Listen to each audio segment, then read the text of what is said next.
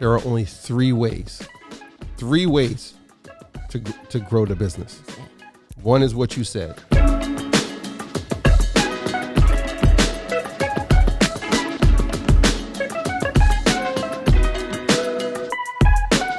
The difference is the people.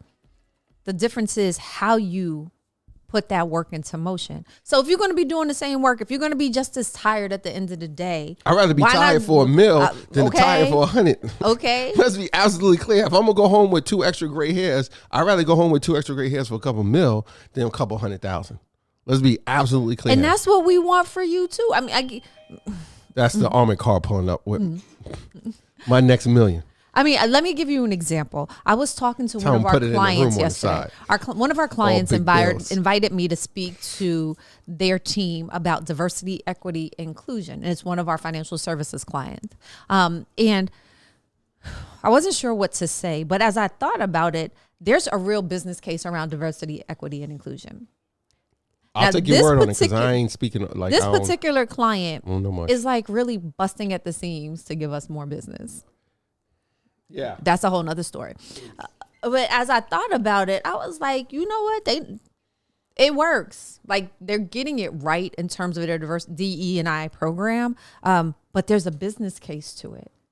Because understand that many of these large corporations, when they're investing in women-owned businesses, minority-owned businesses, veteran-owned businesses, disabled-owned businesses, it's not all for goodwill.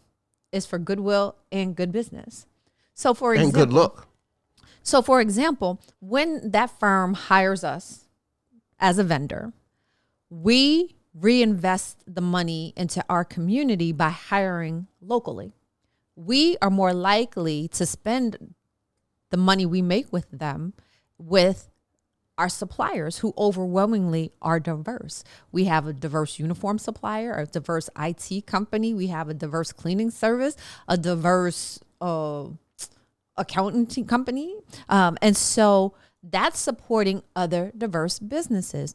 When we put money into the pockets of our diverse workforce, because overwhelmingly more than 90% of our employees are Black, Latino women, then that changes the community, right? Because now we have more money coming into the community. We're building the tax base here. People can transition from, if they're in unstable housing, to better housing. So now they're spending more money in rent, or some people might opt out of renting and choose to buy their homes. They need mortgages. So they're going to go to a financial services firm. If they need a bank in which to save their own money, they're going to do more business with a bank, which will lead to new bank builds, which will require additional security. If the large corporate buildings that this client has in Midtown Manhattan, if they're reimagining the space because of COVID, then they may need different technology, different cybersecurity tools, different access control tools for that new reimagined space. So that means job security for the global security team. And then it all comes like one big circle of life. Now, what does the circle of life look like in your business? Figure that out. That's the first step to figure out how to get $1 million. So the mentality we were saying, people were telling you couldn't do it. So what was the thing? What was the moment that made you say, I need to shed that mentality, or I need to tell them to go kick a metal garbage can full of rocks with sandals on because I'm going to get $1 million? Well, part of it was my network. I started associating with different people as the business began to grow. Now, those people you were associating with the business grow, did they have couple $100,000 businesses, or they had $1 million plus businesses? So let me just say for the record, I don't count other people's money. Like I'll never sit. I'm not saying you counting it, but I mean like I never sit you get an idea what people doing and wonder like, I wonder how much so and so makes, or like how much their business did. Like I don't get fixated because like you said, it's most of it's right. this. But if you go into a dinner or a networking or a luncheon event and someone is like, oh, the person you're going to be sitting next to is he's the CEO of the fastest growing pizza franchise business on the Northeast coast. Like, you don't know what he makes, but in your head, you've kind of rationalized like he does. as Espinoza said, they making bread, right? And not the butt. Right. And not the butt. They making bread. So you're like, that's somebody I want to be next to. Right. And so, like, I don't think I even realized until now how much money some of the people in our network have. Like one of our friends is transitioning out of one role, and we're excited to see where she's going.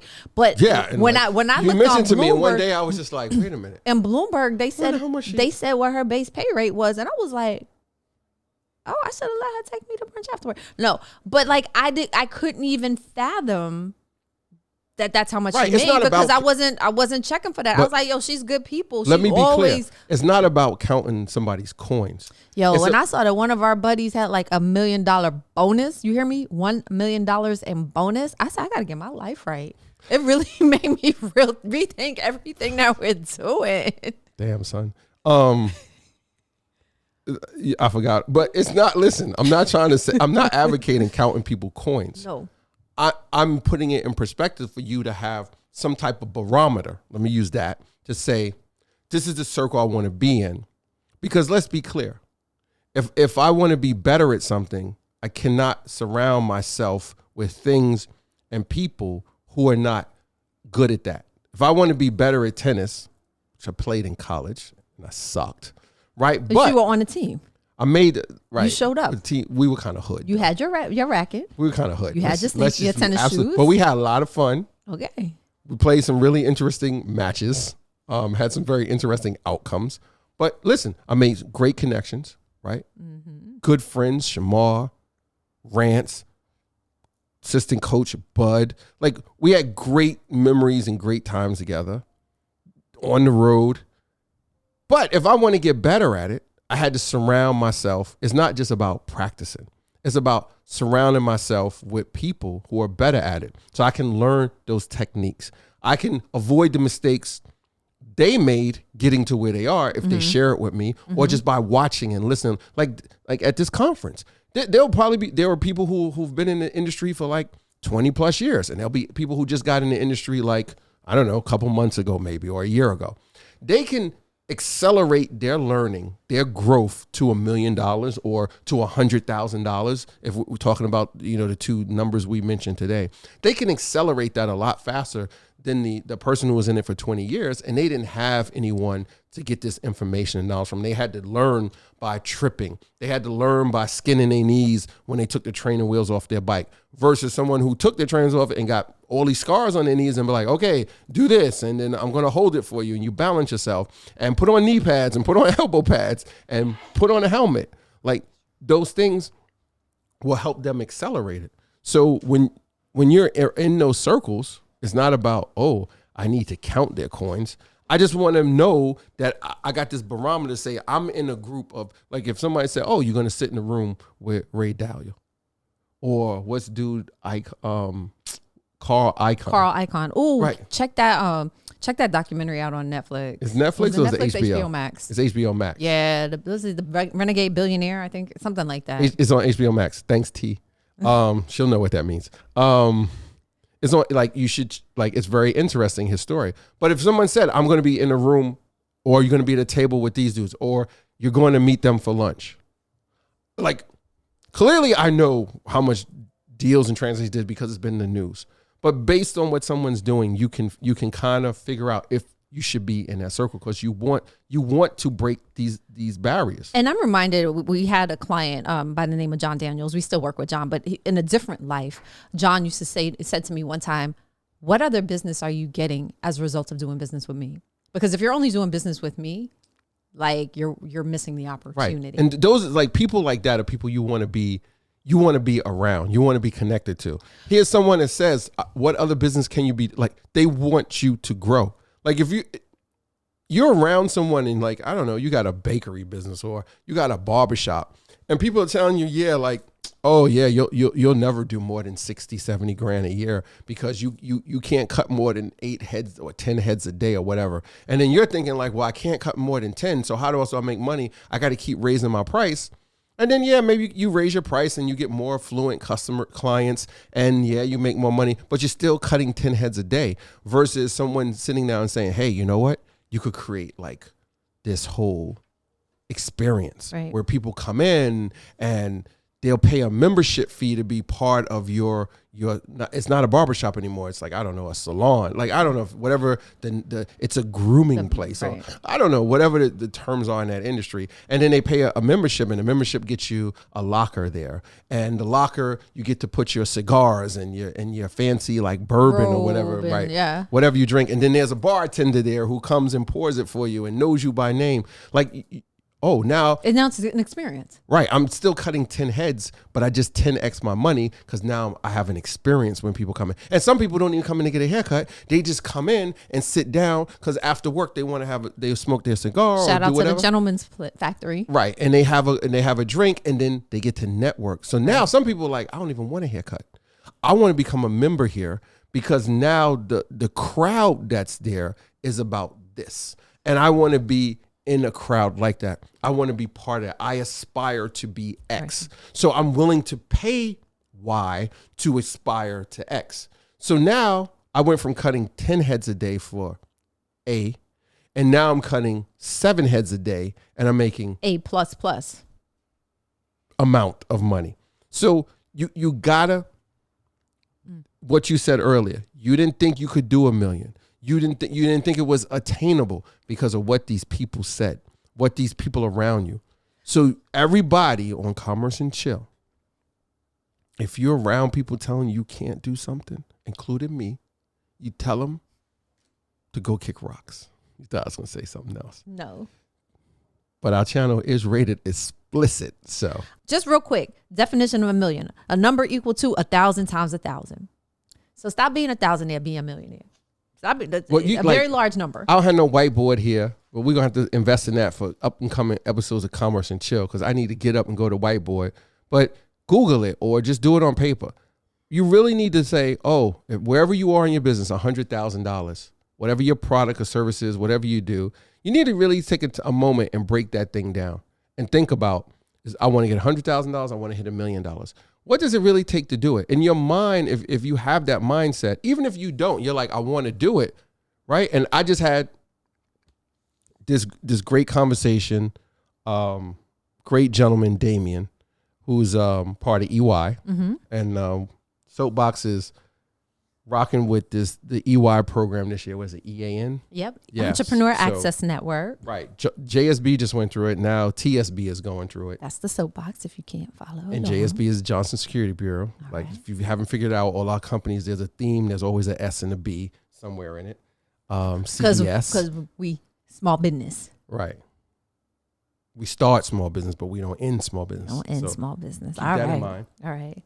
So, and one of the things, I totally forgot what I was going to say. What Damien said. Yeah, what Damien and I were talking about. Shout out to Damien. Is I love smart people, by the way. This dude is like, I read his LinkedIn profile. He emailed me like some of his background. And I was just like, first of all, after I read it, I felt so like a total underachiever. I was like, this is like, I so need to get my game up. I was like, this dude is on point. He's about that life. But one of the things we talked about is when you're looking at these things in the big picture, and there's like books and all these courses and stuff about it, chopping it down into these smaller things and just make progress. Like we said it earlier, if you improve 1% every day, mm-hmm. there's 365 days in a year. So if you improve 1% every day, you've ended up improving 365% at the end of the year. And it's probably not even 365%. It's probably some other math to it because there's this compounding effect. So it's probably way more than that, but I'm just going to keep it super simple. Mm-hmm. You've improved 365% if you just do 1% a day. Right. And one of the conversations we had is like looking at the economic structure of the soapbox and the cost centers at the soapbox and how we keep pivoting. This word is so overused, but how do we keep adjusting mm-hmm. the business as we grow to make it better, to become more profitable, make it more streamlined? And one of the things that we kind of like stressed on was like knowing that those small things. So the soapbox, let's just say as an example, we deal with laundry, one of our revenue streams, and it's by the pound. So if we know every detail about 1 pound of laundry, and when I say detail, I'm talking on the financial side, what it costs us to wash 1 pound of laundry, what the profit margin is on 1 pound of laundry, what the average person sends in pound wise with it. If you understand the economics between that 1 pound of laundry, and you know the profit on that 1 pound is this, the gross profit on that 1 pound is this, your expenses on that 1 pound is this, and you say, oh, well, I want to make $1 million a year. Let's go back. You want to make $100,000 in a year because the average small business makes 54 gross. You want to make 100,000 in that year. You can sit there and say that 1 pound yields this much gross and this much net. How many pounds do I need to get to a day, a week, a month, a quarter, a year to hit my goal? So it's about, breaking it down into these smaller things that are much more easier for you to grasp. Because if I said to you, hey, you got to do 375,000 pounds a quarter to get to your target number, you're going to be like, holy smokes, 375,000 pounds. But then when you broke it down, hypothetically, if I said, hey, it's only 300 pounds a day, you'd be like, holy smokes, wait a minute. Do that. Our average order is 25. Right now, we get about 10 orders in a day. That's 250. I only need to do like 100 more pounds. Like, so what do I need to do to market to people to get 100 more pounds? And 100 pounds equals to 4 more people. Right. That's not that hard. I'll say this. As my mindset began to change about earning $1 million, I specifically started to look for books that talked about millions. So I'm currently rereading the book, We Should All Be Millionaires by Rachel Rodgers. If you're a woman and you not getting how much money you think you should get, I definitely encourage you to check that out. I also recently reread The Millionaire Master Plan by Roger James Hamilton. And in the book, he talks about you're basically 10 steps away from making $1 million. Gross or net? That's a whole nother topic we need to talk about. We're not going to focus on that. But you talk about chunking it down into little pieces. Like if you make an extra $100 and you double that and keep doubling it, you'll eventually get to over $1 million. Faster than you think. Right. So start small and go from there. And then one of the other books I was recently listening to is The Laptop Millionaire by Mark Anastasi. If you a little outdated, but it's some practical stuff in it. It helps you understand how to employ different technology to right size your efforts. Totally. Like there's some things that are still relevant, even though I think the book was written in 2018. 2014. Whoa, 2014. Yeah. So the internet is in a totally different place now than it was then, but there's still things you can take away from it and tweak and apply to. So before you go to the library or you go to Amazon and order those books, we're going to hit you with the top 8 tips how to make $1 million in your small business, according to Entrepreneur Magazine. Number 1, be an industry thought leader. Number 2, go ahead. Upsell your customers. Number 3, over deliver whenever possible. Number 4, conduct a competitive analysis. Number 5, stay focused and positive. Number 6, sell globally. Number 7, 1 million is intimidating. And number 8, experiment and test the market. So let's kind of chunk the rest of those down real quick. Be an industry thought leader. We talked about the Laundromat Millionaire Conference, right? So you're going to talk about your experience in delivery and pickup and delivery in the laundry business. But I'm just sharing my thoughts. Hopefully I'll become a leader. Right. Right. One of the recommendations includes like start a podcast, post regularly on social media, speak at industry events, or even publish an ebook on your niche area of business. What do we always say? There are riches and niches. 100%. Like know your niche and get the most value out of it. This is the least expensive suggestions out of all of them. We will share with you today. We will sell. This is for free $99. It's over, ladies and gentlemen. She's going to be busting out infomercials. She's going to have she's going to have a funnel, a sales funnel. But soon. wait, there's more. A landing page is over. I know where this is going. Number 2. Don't worry. I'm still true. I'm still the people's entrepreneur. Even though she's going to be selling you stuff. It just came out here on this episode of Commerce and Chill, ladies and gentlemen. Number 2, upsell She's all about commerce. your customers. No chill. If you have a customer who loves your product, perhaps they would like a premium version of the same product. And so that's exactly what we did at the Soapbox. We started off with self-service laundry, and we did we just did drop off. So people come bring their laundry to us. And then somebody said, please deliver, please deliver. Finally, we did it. So that became something that was a slight Then premium. somebody came to us and said, well, do you do dry cleaning? And it was like, nah, we found a dry cleaning partner. And then somebody came to us and said, well, if you do all the clothes, why don't you cover them from head to toe and do the sneakers too? And even within the sneaker portion of the business, we have different service levels. So you can get the basic clean or you can get the premium. And there's an ultra in the middle. Yeah. So Premium. Have different product and service offerings at different price levels. If you upsell people, then that's an easy way that you can increase your make revenues. sure we're clear here. You're speaking about upselling, but let's be clear. There are only three ways to grow the business. One is what you said. You upsell. You get your current customer. Earn additional sales through your current customers. Right. That's one of the three. You get your current and existing clients to purchase more. You upsell them. They're buying at a higher price now.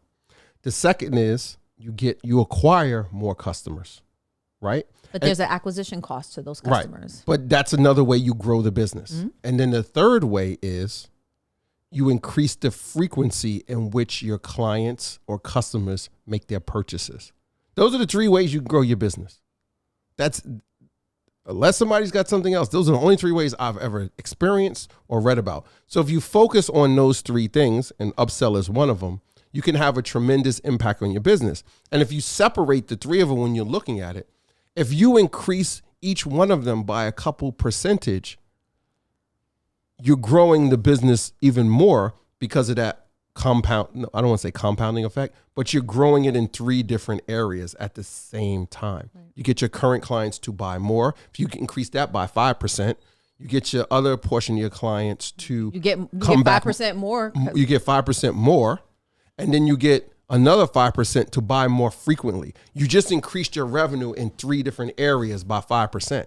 And those numbers are probably going to be higher because if I upsell them 5% more, that upsells at a higher ticket price. So that brings in, that's a different amount of revenue versus I increase my customer base by 5%. Right. And then I increase the frequency in which my clients buy by 5%. Number 3, over deliver whenever promised. And anytime Wally talks to a fellow entrepreneur, that's one of the first things he says. It's the easiest thing to do. Because then when you get it right, we'll have it to you by Wednesday. Get it to them by Tuesday. When you get it right, word of mouth is a powerful tool to help bring in more business, more customers, and have people talk about you more. Especially, people using social media, put on IG, do a little TikTok video. Tuesday. We created a little bit of a few pieces of content, nothing like we should have. We're totally slacking, and it's all my fault, not the team. About me speaking at this conference. We create a few pieces of content, put them on a bunch of different platforms, Facebook, LinkedIn, Instagram. Yeah, we didn't do Twitter. And the amount of individuals who have shared it, have reshared it, have commented on it, and just pushed it out. I'm blown away by it, right? Blown away. So it's just, what you said. Put it out there. Number 4, conduct a competitive analysis. Look and see what your top 5 competitors are doing. Is there anything that you can do better? Is there anything that that you can't compete on? Don't focus on the things you don't do well, but on the areas where you slay them, do that all day, every day. And the areas you don't do well, depending what they are, you might want to focus on improving them somewhat. Also understand where the gaps are, because the combination of new ideas will lead to customers, creative solutions for your customers. Number 5, stay focused and positive. You may have heard me talk about my Salesforce coach and mentor, Chris. Hey, Chris Lyman. Chris is challenging me this year to focus and simplify I would think what Chris we're is related doing to me. I hear his here name so much. at Johnson Security. Chris. So focus and having clarity will help you pinpoint on what you're trying to accomplish and help you get there even faster. And then being positive, it's palpable. Yesterday, palpable? Shannon said it's infectious. I said nobody wants to be infectious in the age of COVID. So we're going to be palpable. But being focused and being positive will attract more focus to your business. It'll attract more positivity in your business. And, you know, it'll just help you increase your sales. Number 6, sell globally. I was on a conference call with so easy to do the Import-Export Bank, EXIM Bank. With the federal government has money out there to help you import and export your products and services globally. I just think you could just sell online globally, like using different platforms like eBay, Shopify, etc. So shout out to Ron Busby get all crazy, like, I gotta of the U.S. Black Chambers of Commerce, because Ron said something that really resonated. When you're talking to small business owners, and he talks to a lot of Black business owners, so let's not confuse that Black and small are the same or small and Black are the same. Small business is everybody. But Ron said that he'll talk to some of his constituents, and just the idea of doing business outside of where they're based is a non-starter for them. The perception, and my friend Natalie for them because of Cadis out of Utah type of business said the they same have thing. or their mentality. No, the perception of the risk of doing business globally is much greater than what the actual risk is, and that the rewards are greater than the risk. My friend Natalie out of Utah, she has a manufacturing business. I'm trying to do laundry. She's worked with the U.S. Department of Commerce as well as Exim Bank. And what she said is it's not without its challenges, but when she sees the results that her business has experienced, she wants other small business owners to start exporting. Listen, the bigger the risk, the bigger the reward. So sometimes you got to come off the block, come off your island. Or as my man Roy Castro say, how big is your moat? That's what Warren Buffett asked him. How big is your moat? What's a moat? Sorry. The moat is a body of water around you. Don't let your moat from getting out or someone from getting in. Prevent you from selling globally. In worst case scenario, you'll find that there's no way to expand abroad, but you'll never know until you try. And like I said, there's lots of money available through the federal government. You can also ask your state government about their export efforts. Number 7, 1 million is intimidating. 1,000 is intimidating. But think about it. If you chunked it down, that you would make $83,333 a month. That's $1 million. Or $20,833 a week. That's $1 million. Or $4,166 per day. That's $1 million. So if the thought of a million scares you, don't look at it that way. Break it down, and whatever number is going to get you motivated. If it has to be smaller, then break it down to the second. Use that as your mission fuel to get there. And then number 8, experiment and test the market. Many business owners find that it's only through listening to customers and trying to offer different services or products that they find out what really resonates. And once they find that, it's like the lagniappe. That's the gravy on top of the mashed potatoes. Each experiment that you try will tell you something different about your business and about your customers. But if you keep doing the same thing, you're going to get the same results. And we don't want you to stay where you are. We want you to be great. We want you to be fabulous. We want you to grow. We want you all to be millionaires, and hope that something that we shared with you today will help you to get there. It's like Waleed said earlier, you don't have to be limited, because nothing says that you have to be in a 93% of small businesses that gross less than $1 million.